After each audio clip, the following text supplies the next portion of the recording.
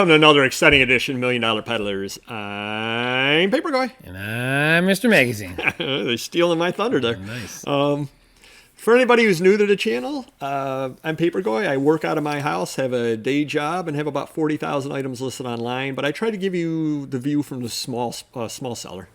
I'm Mr. Magazine with a big warehouse, 15 employees, 500,000 items, and some bigger sales sometimes. Once in a while. Do check out our BOLO videos. We try to put them up every Saturday, and you can see some of those bigger sales, and you can see some of the junk I peddle. So we're going to talk today about a deal. And you and I have a deal in the works, and let's discuss this deal. And I've got something. Now, this is where being friends for a long time does work out well. I'm trading him for this. For someone. Yes, I'm trading him this. Ooh, cardboard. Yep. Nice. So he does not know what this is.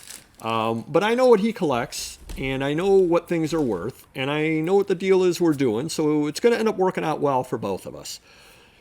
You've mentioned in the past that you need a few Spider-Man comics and an Amazing Fantasy 15. Correct. And you've picked up a close to near run of X-Men. Correct. And you actually had a couple of comics that looked like they were in pretty good grade. So you got them sent out to be graded as part of the overall deal. Yep. And they came back, and they came back fairly well graded, but not as well as you thought they would. Right. So then we talked about it, and I believe it was an X-Men 101 and an X-Men 94. Yep. Now, I happen to have both of those comics, and we talked about it, and what we decided was, and this is absolutely right, and it ties into the bigger picture that we're going to talk about in a few minutes, is, and I don't remember what the X-Men 94 grade was. Say it was a 6. It does not matter what it was, but it's actually a graded comic 6. Mm-hmm. If you have a non-graded run and you have a graded comic in there, you're not going to get value out of that graded comic. Right. Somebody is going to look at the set and they're going to go, oh, that's cool, but they're not going to put, and I haven't priced these out, but let's just say that the graded comic's worth $800. I have no idea. Right. Say it's worth $800. You are not going to add $800 to your overall deal by having that in versus having an ungraded one, as long as, obviously having an ungraded coverless one is going to hurt you. Yeah, even if you've seen comps on eBay of runs, which there are out there because I was comparing them, it doesn't make a difference. If they're graded or not, they're going to compare it to that. So whether they had graded ones in there or not, and say it went for $12,000 the whole run, you're not going to get $12,800 because of that comic. Because of that comic, right.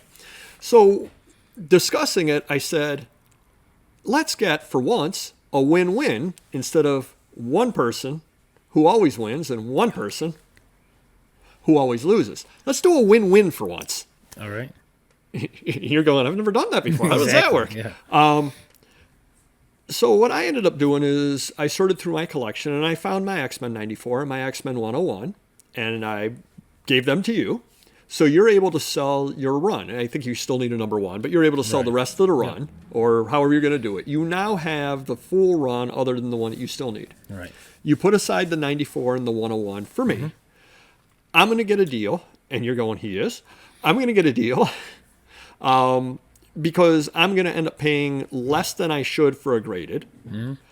But you're going to get a deal because you're going to get more than you would if you had included it in the run. Correct. So that is a win-win situation. I upgrade mine for less than I'd have to pay. You end up getting more than you would have gotten. And we're both happy about the deal. Assuming that's not like an artwork sketch of your face, then that wouldn't be a good deal. But what if it's an artwork sketch of my face with little Batman ears? If I can throw things at it, that'd be great. Like jarts.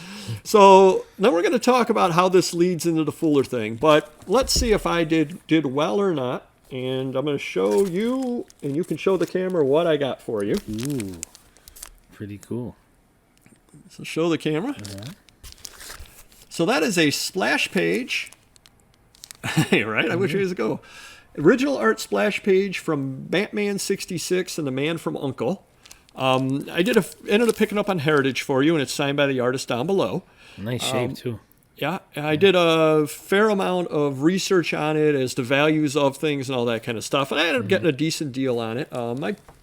I stepped up to the plate, as a friend of ours likes to say. Yeah. But that's kind of neat. So I'm providing that to you, and I've got another 2 smaller items that you'll like as well, and then we'll figure out where we stand at. Cool. But that leads into the bigger picture. I work on card sets. And we'll just say, and I don't remember how many cards are in a 1962 top set. We'll say there's 528 cards. I don't know how many there are off the top of my head. People have always said, and I disagree with them, if you are a collector across a lot of things, people have always said, buy the best one you can afford. And I disagree with that because I collect lots of sets. They are correct if my life's passion is to build a 1962 top set. Absolutely right. Buy the best one you can. Say, okay, right. I want to have that PSA 9. Yeah. Always buy PSA 9s. Don't buy anything less than a PSA 9 because you end up losing money buying a PSA 5 and then selling it off in a couple of years when a 9 comes along. That would be foolish to do. Yeah. I have no great designs on having a PSA 9 1962 top set. I would love to have it, sure, but I'm not going to have it. Right. My cards, generally speaking, because I collect older things, are VG. That's just what they are. Some are good, some are excellent, but they work out to be VG, just across the board. Right. You know, the normal condition that you find. Yeah. So I go online and I need card 141, who's a common. And I have 2 choices. I can buy a VG one for $3, leave shipping out of it, everything. I can buy a VG one for $3, or I can buy an excellent one for $6. It's the last card I need for my set. Yeah. Which one should I buy and why? $3. Why? But the excellent's better. It's not going to make that set any more sellable.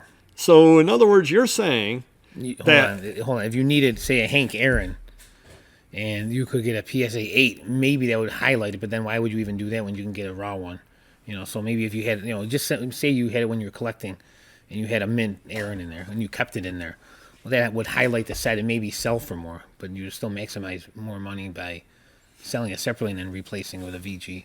So if I'm hearing you correct, and again, I'm making these numbers up because I did not check the value up. If a 1962 top set in VG is $2,000, yep, and I've got a 1962 top set in VG with one card excellent, it's not worth $2,003? No. Nobody is going to pay me a premium for that? Matter of fact, you might get less. The way eBay is sometimes. You may get less. So that kind of runs contrary to what everybody says. Everybody always says buy the best one you can afford. And again, if it's a one-off item that you really like, right. Yes, that's... Well, or if you're building all high grade, if you want to get all PSA 8 collection or all near mint raw, then it's a different story. Then you got to pick and choose the condition that you want to keep it high grade. But other than that, if it's VG or average, just go with whatever, Yep. The only time I would disagree with my own advice is if you do have the opportunity to steal a deal. That would be different, of course. It's not like I'm working on a VG set and I go online and 8 people have the VG card at $3 and you happen to have it excellent at $3. Yeah. It's not like I'm not going to buy your excellent condition one for $3. The price is the same. Yeah. Yes, I'm going to buy the better one. Or if I'm at a house sale and they've got a pile of them and these are really high grade and they go, oh, I don't know, $2. Oh, these are a little high grade for my collection. I'm not going to buy it. Well, of course I'm going to buy it. You upgrade and sell the lot. Yeah. Why not? So obviously, in cases like that, you do it that way. But in general, if you're working on a set, one card, especially a common card, is not going to make or break the set. You're going to end up spending money out of your pocket that you're never going to get back by wanting to get an excellent when the rest of the set is a VG. Yep. So hopefully this anatomy of a deal kind of helps you understand the overall market and how things go and how it is possible for me to pay undervalue for the X-Men, yet do well for myself, and you end up doing well for yourself as well because it works out better for both of us. Right. Yes, you could take that X-Men, you could list it on eBay, but then you've got the fees involved with it. You've got the time involved with listing it. You've got the potential for abuse, fraud, anything at all like that. Damage and shipping, which of course, you've had that a couple of times on PSA graded items. Yeah. So this ends up working out better for both of us, and you ended up getting a really, really cool show. To the camera one last time. It is really cool. I can't get over the condition of it, though. Yep, so that's really, really neat item over there. So hit the like button if you haven't already. Do subscribe if you haven't already. And leave comments down below about your opinions of building sets and condition and all that kind of thing. And hopefully this has kind of enlightened you a little bit as to how to think about things when you're working on sets and when you're working and getting rid of things. Another quick thing I'd like to add, just came to me, is sometimes you may actually make more money breaking. Let's say that I did buy at a sale 1962 tops, a stack of them, and I paid a good price on a stack of them. Mm-hmm. You actually might make more money breaking it into two lots, a higher graded lot and a lesser graded lot. Because again, two different buyers that are willing to pay a different somebody wants the excellent condition and somebody wants the VG. Right. So you break it into two lots at that, because having 14 excellent and 38 VGs, you're better off having 38 VGs. It's going to sell for the 38 VG price with the excellence in there. So. Yep. So you end up leaving money on the table in that instance. Mm-hmm. So there's a lot of things involved with condition and grading and how you do that. So hopefully this has helped you some. We'll see you next video. Take care. Bye-bye.